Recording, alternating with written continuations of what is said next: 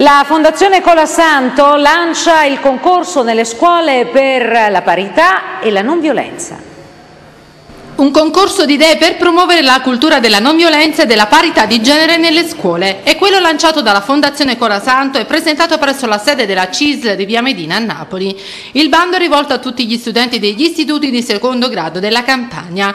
3 le sezioni in cui si articola il concorso: audio, video, testi e fotografie. La cosa più inquietante è che noi registriamo un tasso di decrescita degli omicidi anche nel settore della criminalità organizzata, ma un tasso di crescita della violenza per le donne, verso le donne, e le forme di violenza ovviamente non sono soltanto quelle degli omicidi o dei tentati omicidi.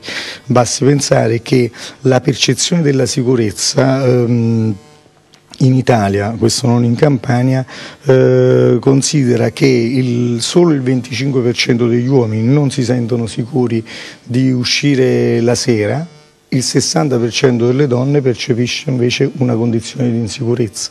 A guidare la commissione chiamata a selezionare gli elaborati migliori il console generale degli Stati Uniti, Colombia Barrose. L'importante è che i giovani possano prendere di questo lezione molto importante per la loro vita, per cambiare la società e avere un clima nel quale tutti, uomini e donne, potranno vivere insieme con rispetto mutuo.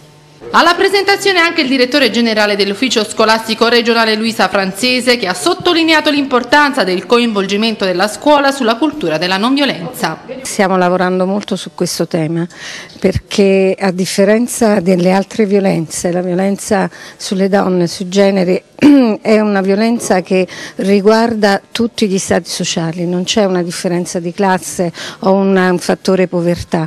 La violenza sulle donne avviene in tutti i ceti sociali, per cui dobbiamo lavorare, dobbiamo formare delle nuove coscienze dei giovani, e il cambiamento è lungo, ma bisogna formarli per poter fare in modo che queste violenze non avvengano.